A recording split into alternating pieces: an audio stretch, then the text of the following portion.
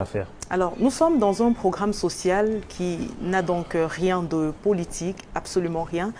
Mais les cas dont nous débattons, dont nous parlons ce soir, sont donc malheureusement des cas d'hommes très engagés dans le monde de la politique, qui sont des lieutenants même d'ailleurs pour un parti politique. Et on se serait attendu à ce que le leader de ce parti puisse, lui qui a défendu des causes pendant de nombreuses années, on se serait attendu qu'il prenne effet et cause pour ce cas. Mais on a été surpris au cours d'une de ses sorties récemment qui disent qu'il ne connaissait pas l'affaire et qu'il faisait totalement confiance à, je répète, ses lieutenants. Oui. Ça a été pour moi un crève-cœur. Je trouve des mots pour être poli, mais c'est un menteur.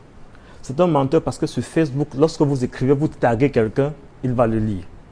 Il va le lire. Quand vous taguez quelqu'un, il va le lire. D'un, de deux, il a été suffisamment tagué. Et puis, son chef de service ou de communication de quoi a écrit à Mirabel. Ces députés ont écrit à Mirabel. Donc, ils savent. Qu'est-ce qu'ils lui ont dit? Donc, quand ils écrivent, ils effacent. De deux, lorsque nous sommes passés à Radio Equinox, M. Foupoussi avait pris la peine de les appeler. Donc, ils savent. On a appelé Anne Fégonde, ils savent. Donc, quand je l'ai rencontré la première fois, sa grande douleur était que le président de ce parti ne l'ait pas appelé, même en off pour lui dire, comme on dit vulgairement, Assia, vraiment, on va essayer. Personne. Et ce parti a des grandes dames, comme elle est de Douala 5. C'est le PCN qui est député à Douala 5. Et ce serait attendu que les dames qui sont des mamans puissent au minimum compatir, même par hypocrisie. Ça se fait, on peut dire à quelqu'un Assia alors qu'on ne le pense pas.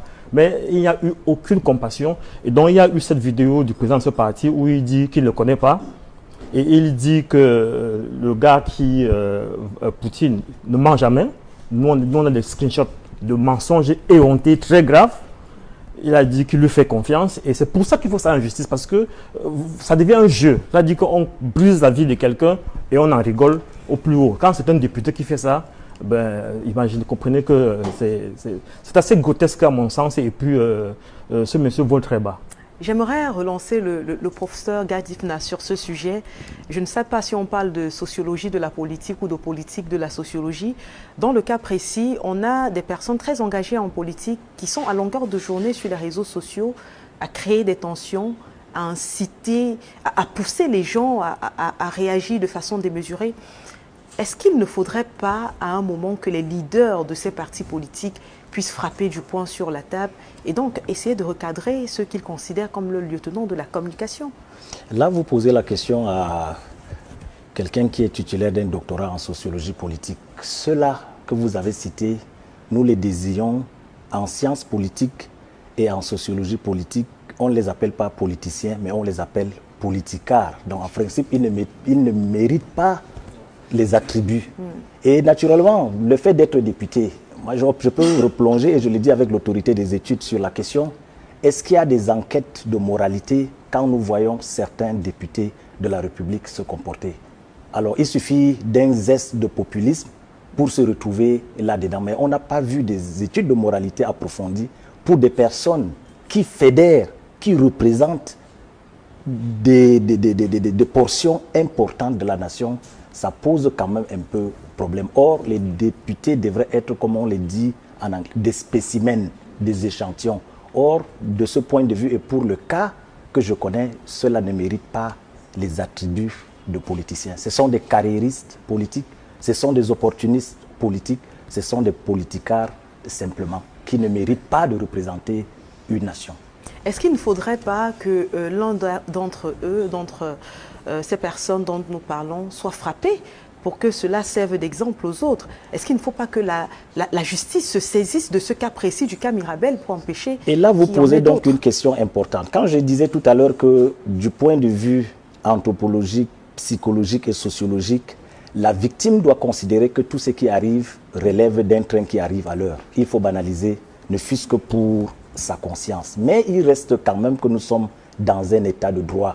Il y a ce qu'on appelle quand même ministère public. Elle n'aurait pas dû. Elle n'a pas de temps à se perdre. Elle a plutôt le temps à se remettre psychologiquement.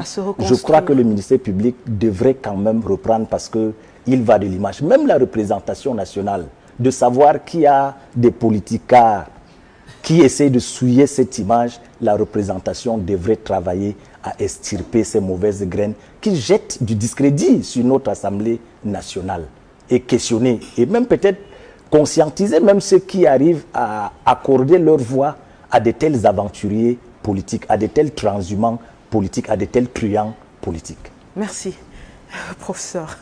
Professeur Gadifuna qui allie un peu fort avec les mots.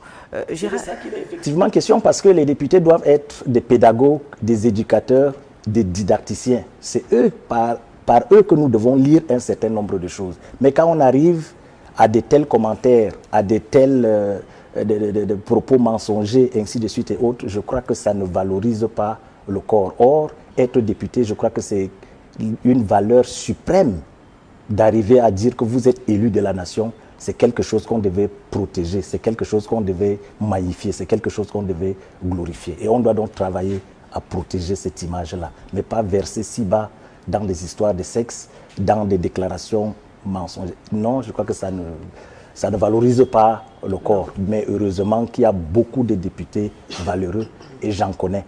Il suffit juste d'extirper ces brebis galeuses-là. D'accord.